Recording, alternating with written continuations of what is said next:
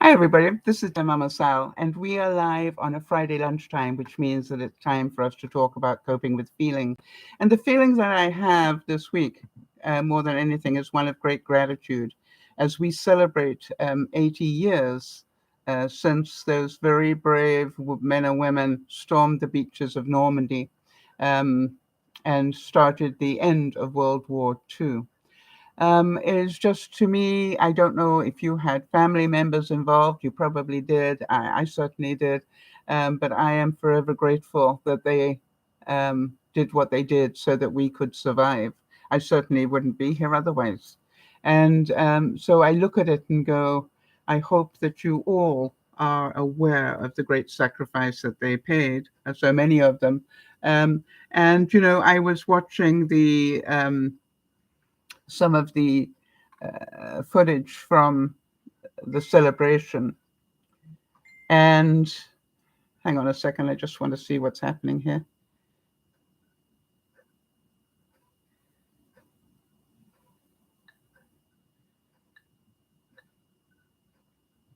So, um, and I've got some interesting quotes about survival for this week. And I'm just waiting to find out whether this broadcast is actually working, because when I started the other one, it apparently didn't. So I'm just waiting for somebody to come in and tell me that we're working. There we go. Hi.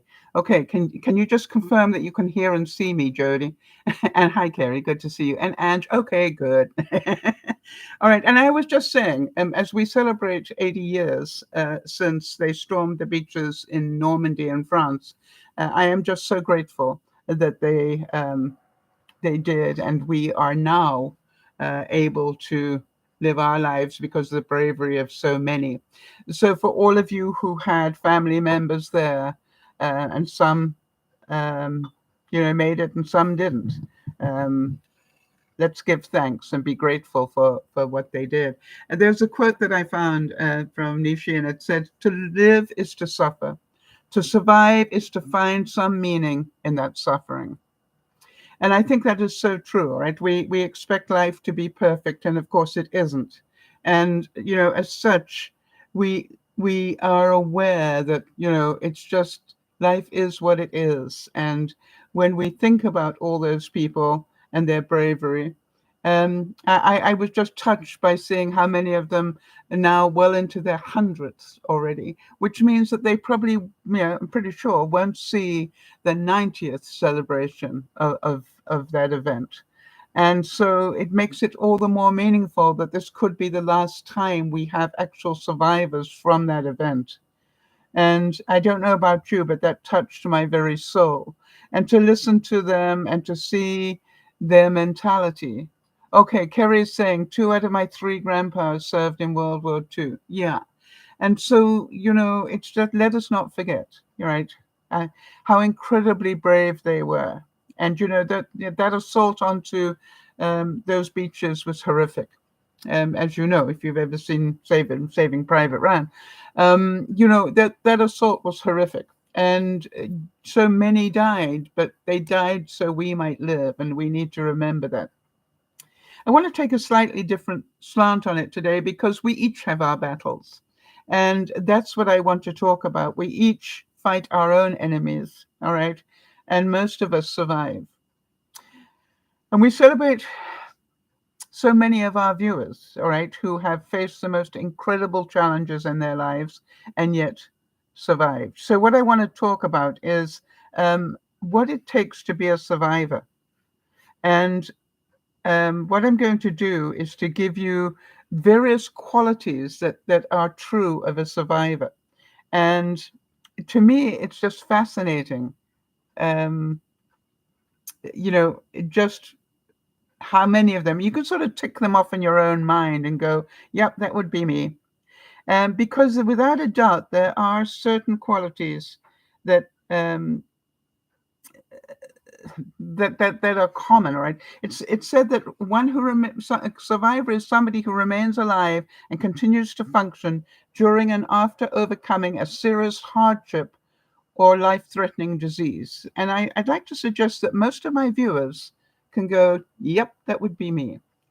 So what are the qualities? The first one is they have the ability to adapt. And that is a really important one for you to get a grip with, all right? Because that being the main quality of a survivor, they're not saying how life should be. They're going, right at this minute, this is what life is. Therefore, I need to adapt to this. All right. And for any of you who've gone through a serious disease, all right, you know that, you have that moment of, the circle of life. Your first thing is denial. Oh, no, this can't be going on. And then the sadness, like, what? How can that possibly be going on and ruin my life? And so forth, until eventually you get into, okay, this is going on, and let me get on with my life as best I can. Now, I think about Erin, who has the use of her mind and one arm, well, part of one arm. I have one hand, I think, and she's moving this week. I mean, think about that. Imagine moving when that's what you've got. You've got to totally rely on other people all your life. It's pretty bad. Yeah, Jeannie's saying adaptability, 14 months out of my home waiting for it to be rebuilt. Yes. And, as I totally understand that. Mine, I was out for 6 months after my fire, which wasn't nearly as long, but, and you had to adapt to buying new everything. And then shortly afterwards, you had to adapt to the loss of your husband. And then the loss of your fur baby. I mean, you've done a lot of adapting in the last couple of years. Yeah, Kerry's saying Erin has moved to her new place and loves it. Good. We're pleased to hear that. But, I always think about that. I always think about, whenever I'm thinking I've got it hard, I think, imagine how Erin must be able to cope with that. So we send her thoughts and prayers. Or Jody, how many different sorts of cancer and how many different other diseases has Jody dealt with, and still here every week helping us. I mean, really. So the ability to deal with reality versus our shattered dreams is a major benchmark of a survivor. Do you think you are adaptable? And if not, what do you need to do to be more adaptable? What do you think? Those of you who understand being able to adapt, give me some of your input on that. In the meantime, Charles Darwin said the most important factor in survival is neither intelligence nor strength, but adaptability. And, I also found another quote, and it said, you've always got to have a plan B. You've got to be able to shift gears and find a new course of action. How many of you who've been through a major illness would agree with that? All right. It's just like, this isn't what I wanted, but it is what I've got. So let me now find out how to survive within this. This is my new reality. I've always had a mantra that I've lived with all my life. And that is, what if this is as good as it gets? How am I going to be happy? All right. What if this is as good as it gets? How can I be happy within this framework? Does that make sense? And, that's happened when I lost my hearing. And, I had to change how I did the broadcast because I could no longer hear. How about when I'm now losing my sight as well? Yeah, hello. I lost a boob. I got breast cancer. All these things are just like, and then I lost the ability to walk for a while. It was just like, what if this is as good as it gets?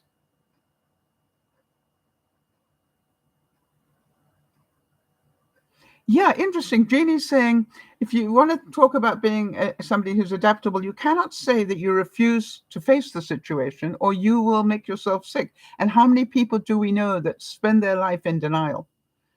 Really, that's what denial is, right? It's refusing to face reality. And so my congratulations to all of you who have learned to be this adaptable. Because it definitely is a very important trait. Positivity is the second one. Yeah, Kerry's saying starting group therapy and individual therapy has helped save my life. I agree with you, Kerry. I agree. I can think of time in my life where I I chose to suck it up and not have my ego get in the way and go and get help on something. And I do believe it saved my life as well. Not easy to do though. Going to therapy is not easy. Why? Because they make you face your demons, whether you want to or not. Well, they don't make you, because you can bail out. But if you stay there, that's what you do. By the way, if you're wondering what is the tree doing on my stove, I'm going to talk about it in a second. Um, I thought positivity. After a tragedy, you will never be the same again. How many of you agree on that one? As much as we would like to be the same again, we're never really quite the same again after a traumatic event, right? And making lemonade from lemons is crucial after a crisis, right? It's crucial. You've got to see the good, whatever good there is, however small it is. Yeah, Kerry's saying I've survived a lot, especially in the last 10 years. Is something, Kerry. Um, and I want to congratulate you and send you lots of hugs and love, because I know it can't have been easy for you. All right.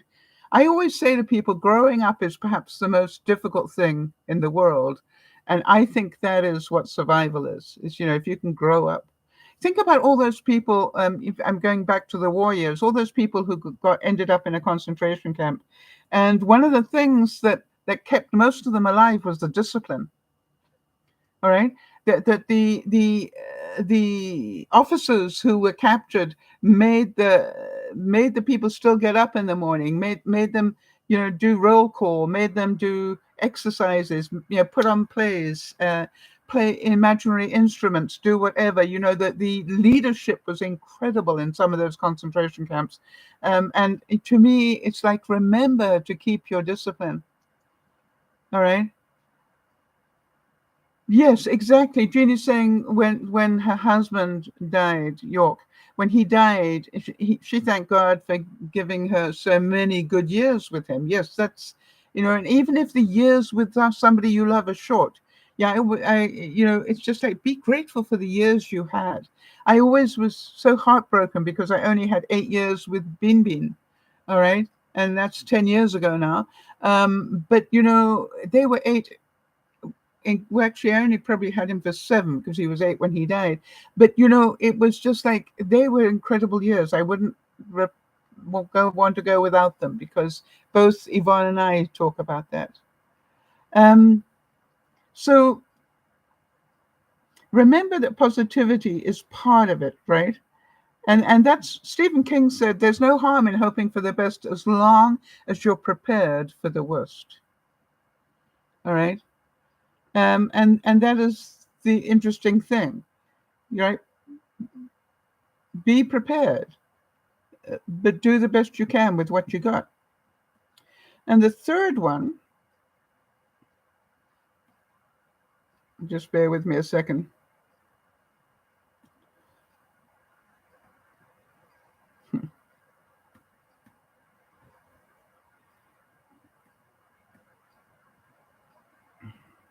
I got so much here. And I just want to make sure I've got them in the right order. And unfortunately, my technology is not playing the game with me the way I would like it to. So I'm going to adapt. I think I'm going to adapt. So right now, it's a bit challenging. Third one is compassion. Have compassion for yourself and everybody around you. All right. And that's really part of it. I find it interesting that creativity came up as a survival trait, because creativity helps people to solve problems and find new and innovative ways to do things, as we have learned. By the way, just while I'm talking about it, for those of you who've been watching Kelly the Cabbage, please notice that her roots are now all the way to the bottom of this vase.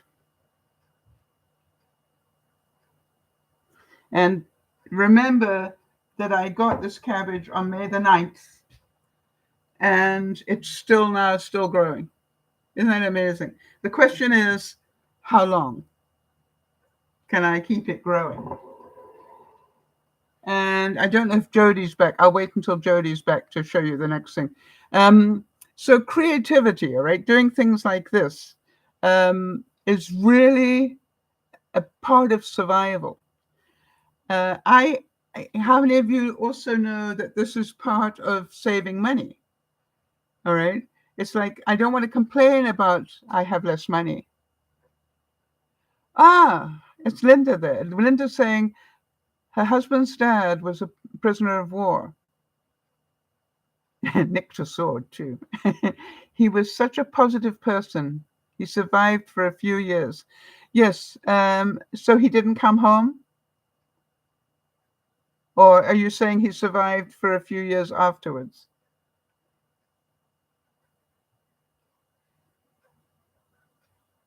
But he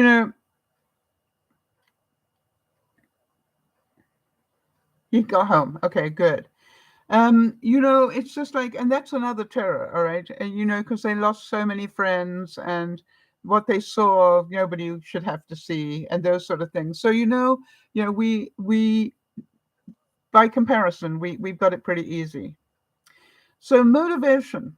What motivates a person to stay alive when everything has gone wrong? I think about Erin, or Jodie, or let's be real here, Jeannie, with all the grief she went through in those 2 years. What motivates you to stay alive? Now, for some of you, it's faith. There's no doubt about it, and there's a lot talked about that. However, the Dalai Lama said, if you have a particular faith or religion, that's good, but you can survive without it. In other words, if you have faith, it definitely, if you believe in a higher being, that is a definite tool for survival. But a lot of people survive without believing that, and you need to know it goes both ways. Jeannie's saying our creativity involved going to yard sales to find good prices to replace things for our new home. Yes, exactly. All right. And Linda's saying, you motivate me, especially with your work in car chats. Yes. You know something, there's part of me that knows that all of you, every time I get in my car, I think I really should turn my camera on. But I only really do that once a week now. So, but I still think about it. And, there's part of me that goes, I need to do that. So what motivates you to live? And I would like to suggest that you might think about your family and friends. How many of you, when you were really struggling, had family and friends that kept you alive? When I say kept you alive, that they that they cared enough about you that you wanted to face another day, regardless of what was going on. So to me, it's like, be aware of this. I was surprised that ethics came into survival. I'm not so sure about you guys, but survivors survive because they overcome the odds, but it takes hard work. We all know that, right? The work will look different in different scenarios, but the point is their work ethic enables them to set their mind to something, put their head down, and when necessary, get things done. Yeah, Kerry's saying at her lowest point, all she was living for really was her pets. Yes. And Angela says the same. Yeah, I want to tell you, when I got cancer, you know that you guys were part of the reason why I recovered as quickly as I did. I had a reason to get back on the air and talk to you and let you know that I was fine, and also show you how well it was possible to recover. And then when I was taking that anti-cancer drug that nearly killed me, it was like I still carried on doing the broadcast as best I could. And even today, or this week, you will know that I had to cancel a broadcast because I just didn't have the ability on Sunday to do a broadcast, and that's okay. I know that that's all right, and you will understand that. Yeah, Kerry's saying, and part of the reason she survives it out of spite, because I needed to prove to people that hated me that they were wrong. Wow, I think that's a very strong motivator, quite honestly. I really do. I think that's part of a lot of people's. Uh, um, I think I remember that after I got divorced, when I thought my heart would never heal, the anger that I was in and everything else, and yet one day I woke up and I went, something, you married him because you loved him, and if you loved him, why would you not want him to be happy, even if it's not with you? And that's when I actually changed everything that I was doing. And in my mind, I wished him well and I wished him happiness. And then I got on with my life. But it took me a long time to get there. Yeah, Kerry's saying therapy is helping me with the spite part. Yeah, the only person that suffers out of that part, that anger stuff, Kerry, is you, from my experience.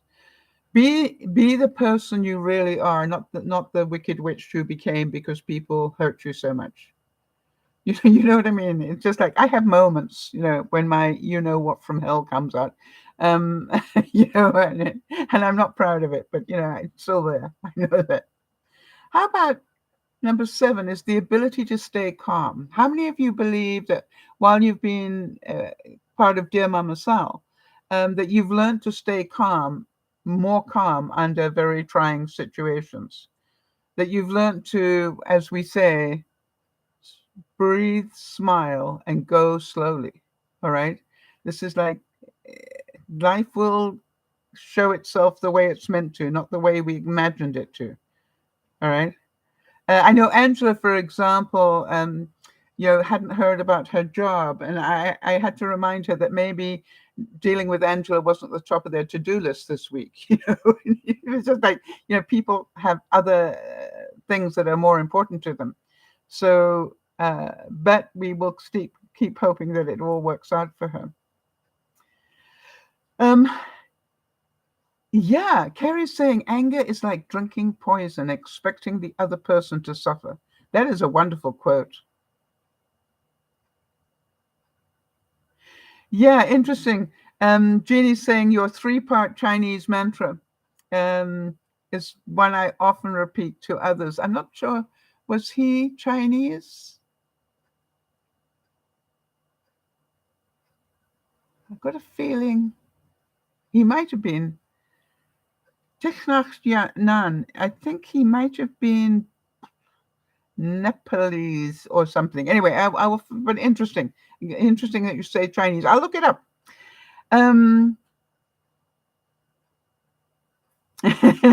Interesting. Linda's saying, when I get really annoyed, Nick says, okay, Mom. But that's a Sal moment. All right.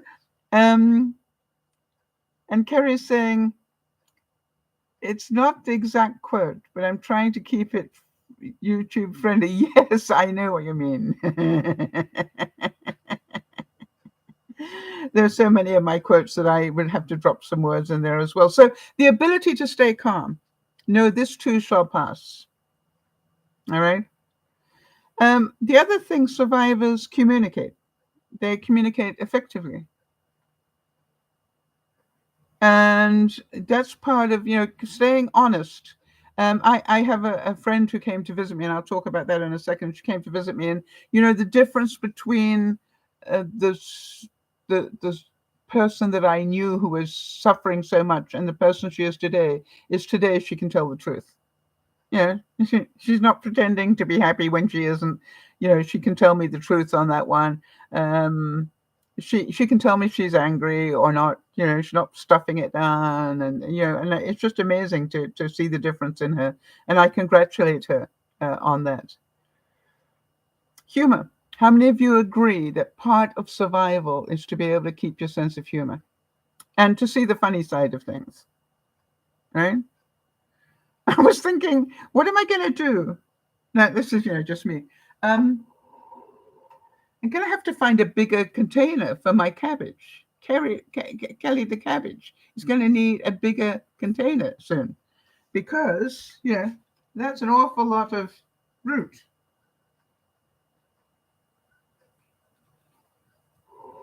And it was so cute because you remember Emma said she was going to do it. Well, she apparently has put a cabbage on a vase now. But her son Luke wants to know, why have you got a cabbage on a vase? So I had to send a picture to show Luke the roots. They also, and I find this interesting, I think it's linked to creativity, but they said that intuition is an important part of survival. The power of knowing without knowing why. It's apparently a powerful survival tool. Mental toughness, obviously, all right, is to ignore what is and just deal with what isn't. Sorry, just ignore what isn't and deal with what is. That requires mental toughness. You need to be able to go. You remember those months I couldn't walk properly? It was like, okay, what am I going to do? Am I going to use it before I lose it, or am I going to sit there and say, I can't walk anymore? I was walking with a cane. You know that. I couldn't walk without a cane for some months, and then I got angry and said, no, I'm going to, and I started doing yoga and all those sort of things until I've got those muscles working again. Thank goodness. And in terms of this stuff, resourcefulness. Paul Cézanne, the artist, said, my nervous system is very much weakened. Nothing but painting in oil can keep me going. All right? Think about that. Musicians will tell you, and I think some of you already know this from your family, but about the last thing to go in our lives is music.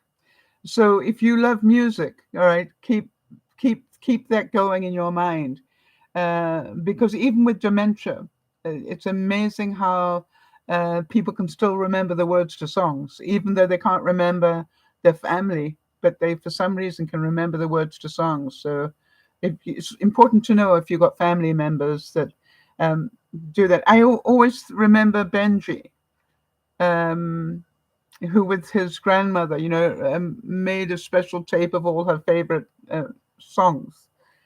And, whenever he went to visit, he played them for her. When he took me remember when Benji took me to Hawaii, part of my bucket list. When we did that trip in the red Ferrari around Hawaii, the main island, he put on a CD, and the CD was all the hits from my youth. I cried, obviously, So, you look at it and you go, we are all survivors every day. Every day things go wrong. Every day life throws us what is rather than what we wish. And Jodie's saying, I apologize. I need to attend to an issue that came up unexpectedly. All right. It's okay, Jodie. We're here for you. Do what you need to do. Yeah, Angela's saying that was very thoughtful of Benji. He's a very thoughtful young man. There's no doubt about that.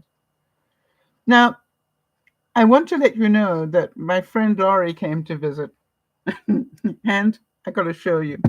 And and Jeannie's here to look after us. Thank you, Jeannie. Anyway, my friend Laurie came to visit and bought, bear with me, bought these eclairs with her. And she also bought some Danish pastries, 2 Danish pastries and 2 of these. And I said, oh, that's wonderful. You bought hors d'oeuvres. So we had the eclairs for hors d'oeuvres. Are any of you laughing? And I forgot that I'm pre-diabetic because, it's just like, if you think I'm not going to eat that, you can think again. Um, yet I want to tell you, Jeannie, just even the icing on top of it, that butter icing that was on top, just amazing. Um, and so, but the reason I'm telling you that is because, as you can imagine,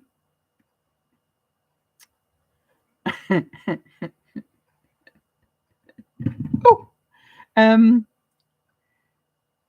sorry. The reason I'm telling you is because we started with that, but when I knew she was coming to visit, I said to her, what would you like me to make for dinner? Is there anything you would like me to make? Well, guess what? Mac and cheese.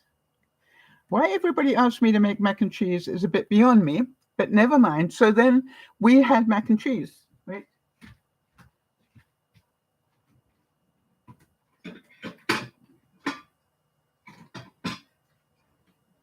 And I made mac and cheese in this container. So what's that? Yeah, 8-inch square. Okay. We finished it. Two of us. We had a quarter each to start with, and then we came back for seconds. We finished the whole lot. Think about how many calories in that. And then she left me the two pastries to eat later in the week. Well, before I went to bed, they were gone. So here's the interesting thing. I immediately said to myself, I need to make sure I start sorting this out immediately. So I was drinking gallons of water after she left to try and wash out some of the sugars. And then I waited until about 5 o'clock the next day. Yeah, it was 5 o'clock. So she came on Tuesday. So Wednesday, I waited until about 5 o'clock before I even started eating. So that is called intermittent fasting.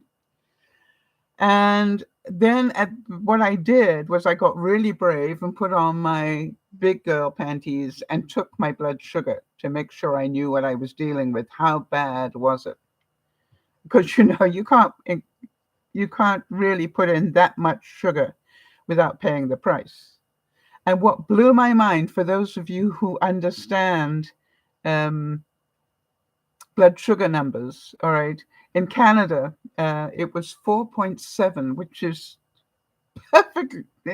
I don't have that on a good day. And then that's 90 in American. And so it was like, just by waiting that long before I started to eat on Wednesday, my body was using up all that sugar. All right. I wasn't adding more carbs to it or more anything to it. I was just drinking coffees and water. And, I did the same yesterday. I didn't, what I'm doing is like 15 hours of fasting and then I eat. Until, I'm going to give my body about a week to deal with all that. But, it's just like, oh, it was fun. Right. I want to talk about the plant. That is a pepper plant. It's growing green peppers. Now, you probably can't see them. Let me help you see if I can. I don't want to lift it necessarily, but I will if I have to.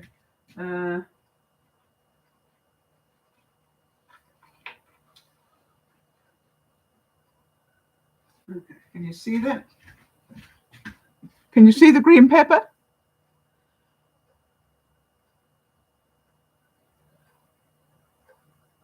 It's got 10 of them already on there. Now, here's the thing.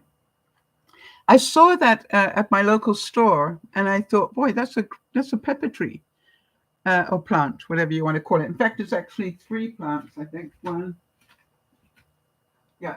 It's 3 plants in that 5-gallon jar. And the interesting thing was, I saw the price on it was $30, and I thought, oh, I don't have $30, and I went, stop. It's about saving money, people. Stop. How many peppers do you buy a week? I normally buy 1 to 2. I don't know about you.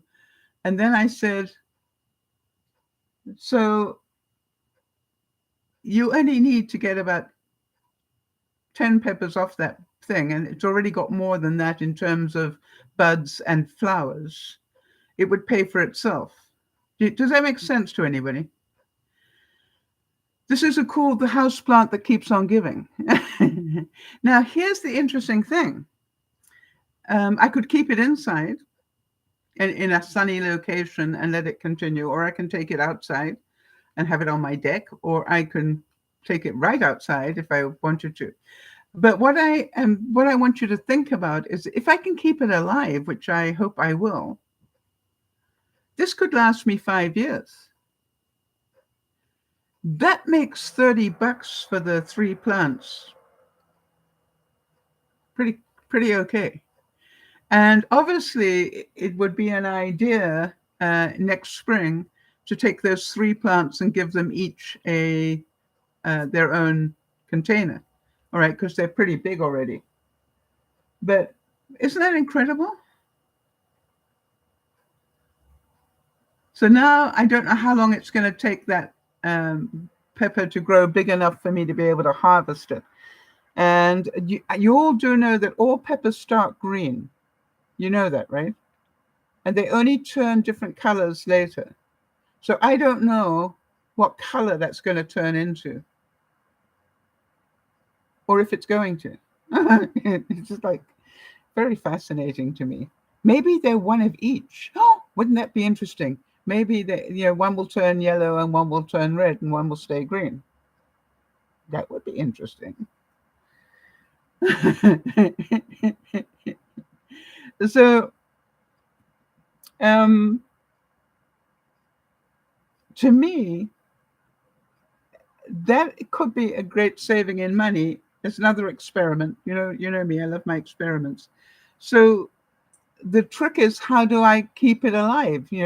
How do I maintain its survival? I need to nurture it properly. I need to care for it and do those sort of things. All right.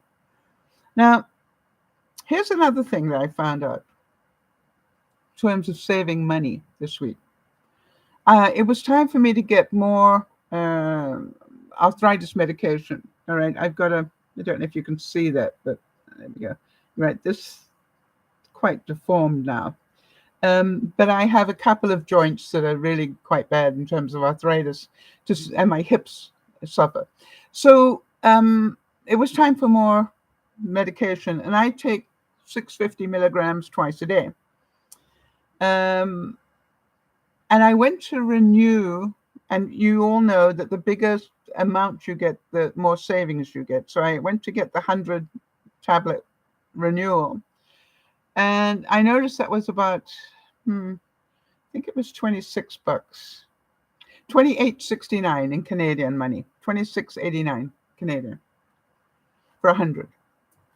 And then I remembered that last time I bought a generic type one that looked exactly the same, had the same milligrams, 650 milligrams, and I had no problem with it. So I thought, let me go and check and see what the price is on that this month. The price on the Stanley, which was the lesser one, was, if you can believe this, $15.97. Nearly half. Okay. But wait, there was even bigger saving. If I buy it every couple of months, I can reduce that price by another 15%. So I can save 50% on my arthritis medication just doing it that way. Worth it? You're talking, that's another $15. Pretty good. Now, I am back to buying meat. For those of you who know that I did nearly 6 months of not buying any meat and just dumpster diving in my big freezer, which, by the way, is still full. I'm still working through it. But I am now looking for deals on meat, and then sort of once a month I'm allowing myself to buy new meat. And yesterday I decided to buy some pork tenderloin. And the reason I mention it, if you are able to eat pork, is that it's inclined to go on sale pretty well. And, I think I got 2 pork tenderloins, because they come in 2s normally, for like 8. I kept it. Yeah, just about $9 Canadian, just under $9 Canadian. And I had it last night and it was lovely. I just did it in the air fryer. And then I bagged up another 3 meals out of it. So it's 4 meals. And there was 4 medallions, sort of about this size in each, all right, per serving.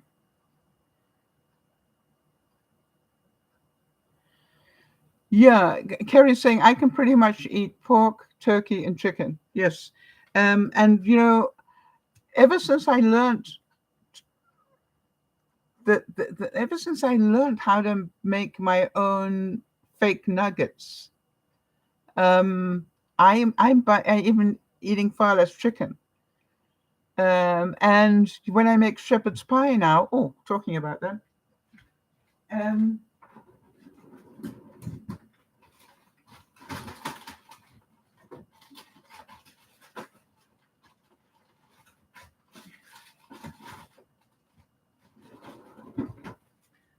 when I make shepherd's pie now, I make it from fake meat, not real meat.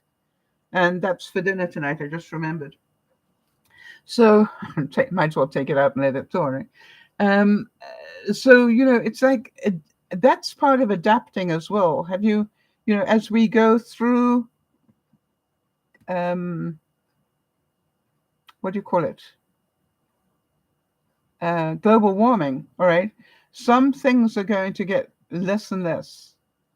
And so the more you can adapt to plant-based foods and, not that you have to totally do it, but just learn to be okay with it, all right? Now, the other question I wanted to ask you guys about this is, how many of you take a multivitamin, but then also take extra on top of that? And what I want to do, my next experiment, is to find out whether I am spending money I don't need to. And I wonder if any of you know what I'm talking about. With the amount of green that I'm eating now, do I still need to take extra, B12 or whatever? With the, and I'm looking at it going, one of the things I did is when I was dealing with the recovery from the cancer operation, I was taking extra sleep aids so that I could sleep. I've taken one of those away. Yeah, Kerry's saying I take iron and calcium supplements, right? Well, I take a multivitamin and then I start with CalMag and B12 and vitamin D, and then, you name it. I rattle when I walk. I'm taking so many supplements. And I'm thinking, I wonder whether I need to. And so I'm going to start looking into that to see what I need to be healthy and what I'm really getting. Now, my friend Laurie, when she came to visit,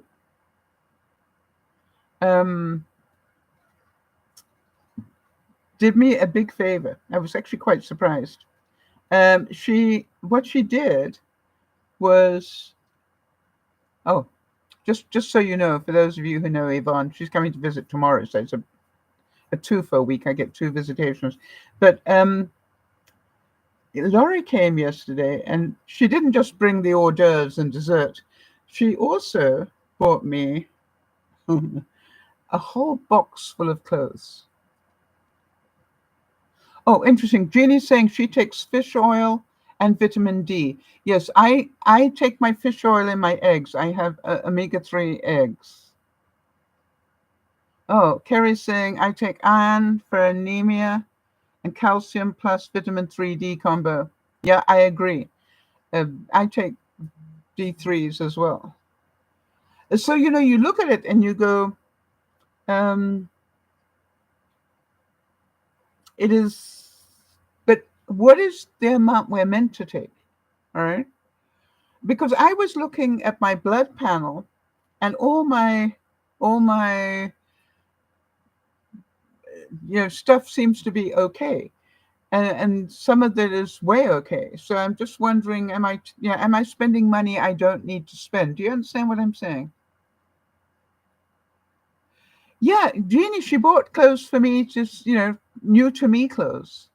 Um, and quite honestly, out of the whole box, there were only a few things that I say salvage. I really like these red um, cutoffs. And she also had a pair of black jeans that fitted me that I really loved, and and a couple of other things. So now what I've done is I filled up the box with a few of my uh, things that I don't want anymore, and I'm now going to give the box to Yvonne, right? And so that Yvonne can now go through it and see if there's anything there. Um, I agree with what I will say to Yvonne is, Yvonne, if you don't have anybody of our size to pass it on to, donate them. But, in the meantime, grab what you want, you know, because sometimes the people who need it are closer than the thrift store. And, but, people very rarely would mention that. But it's like, hey, would you like some new to you clothes, right? It's not that they have to be new.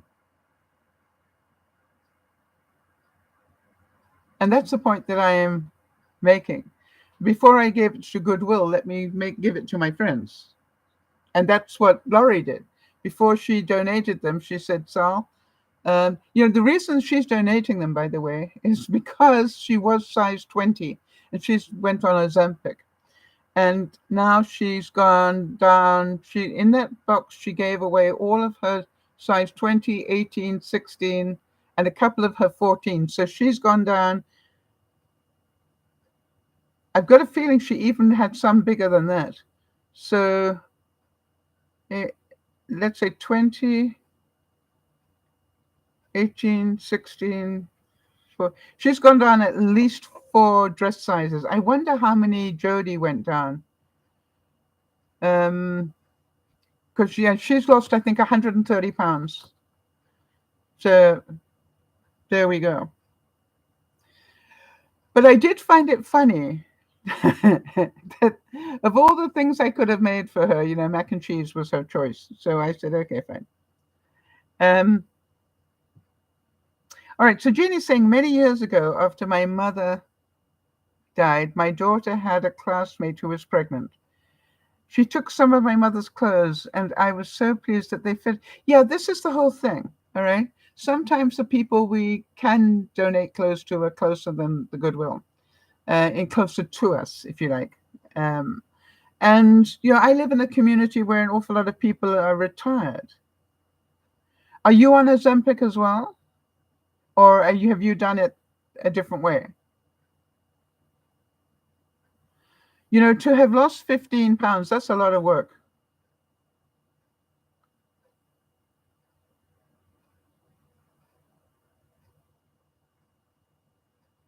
Yeah. So, that's good work. And obviously I am on a quest to lose the weight I've put on. I lost over 10 pounds last year and I put it all back. And I have no idea what created that, other than the fact I was feeding my face, obviously, with eclairs and mac and cheese. But, it was really strange. Yeah, exactly. Charlotte's saying about the clothes. She would rather swap them until they're not needed. Some things go out of style. For example, these pants are zipper pants. They got zips on them, but that dates them. But if you wear it so you can't see the zips, then it still works. All right. So to me, it's just like, um, you know, I was amazed how many things actually did fit me. Some things weren't my color, but you know, the funny thing is, you remember I bought those leggings? Some of the colors that she bought me will go really well with those leggings, and I'll let you know when I wear them. You know, I'll go, this is one of the Laurie things. And so, you know, it's like, part of doing that is, yeah, it probably wouldn't be your first choice, but hey, it's different. You know, it's new to you. And you don't have to spend a fortune if you don't want to.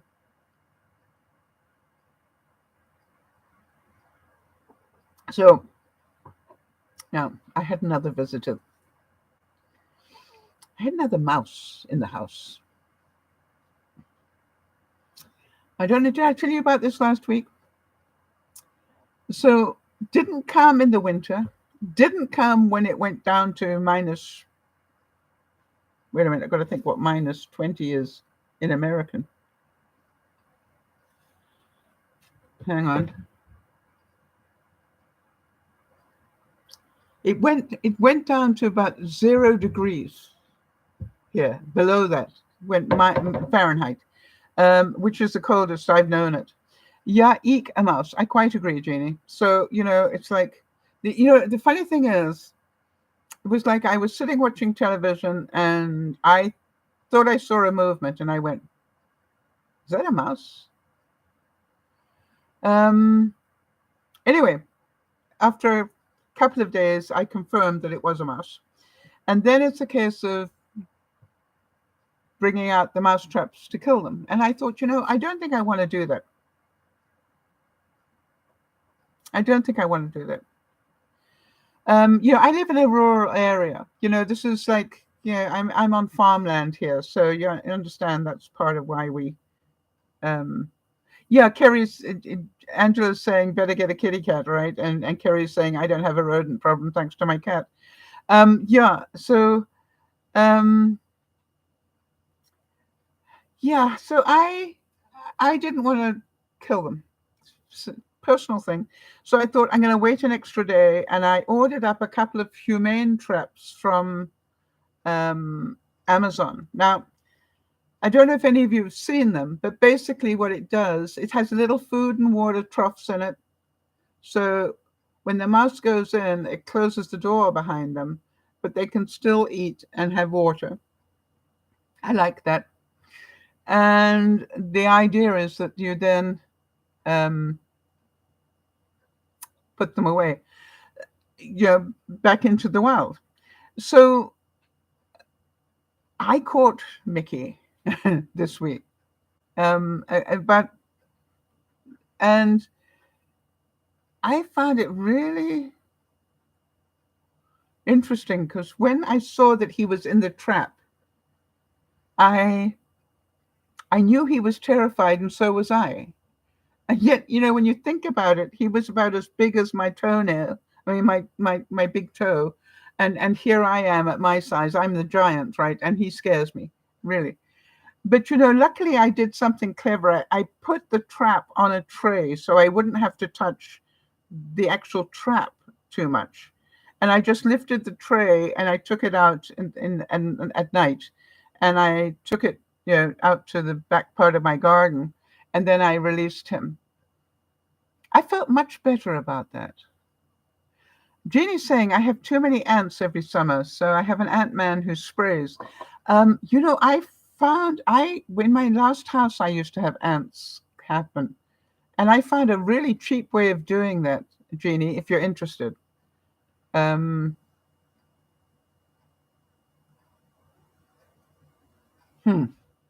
Anybody want to know? Anybody else have an ant problem? I spent about 2,000 rand on sprays, $2,000 on spraying stuff before I found out there was much cheaper way of doing it. Hang on.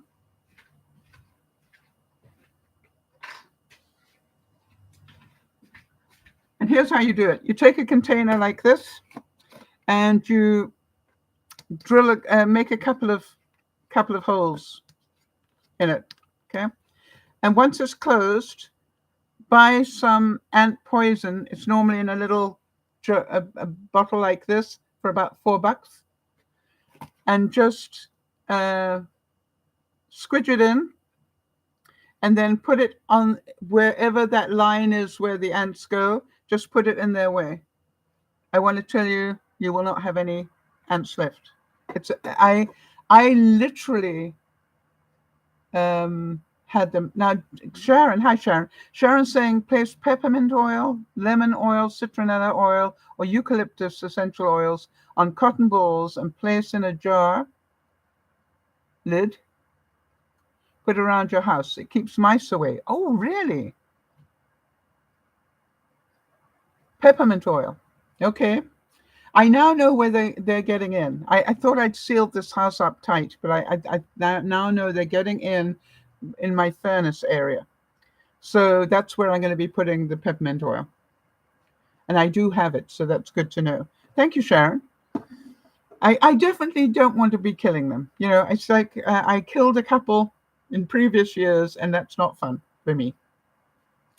All they're trying to do is to get heat and food. And I can't blame them, but I'd like them to go to somewhere else. You know what I mean? It's like, just don't do it here. I have no wish to kill you.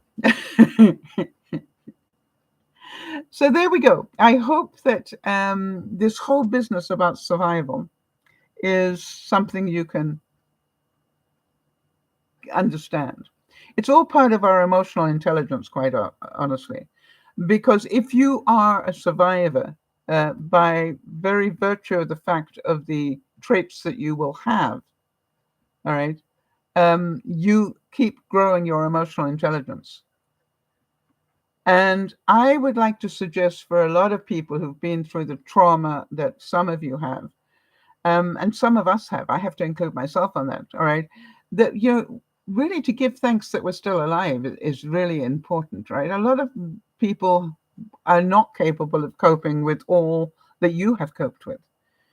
And so I want you to remember how important it is for you to acknowledge your survival skills.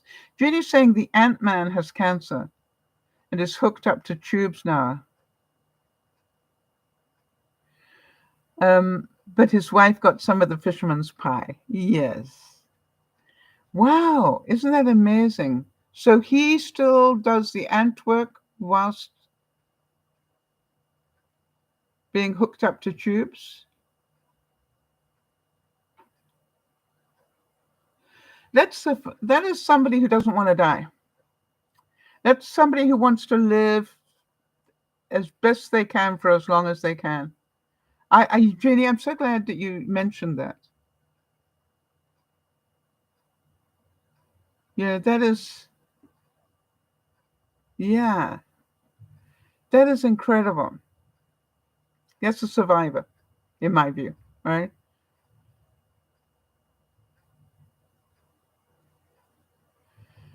And we have to remember one other thing, if we are realistic, and that an awful lot of survivors deal with survivor guilt.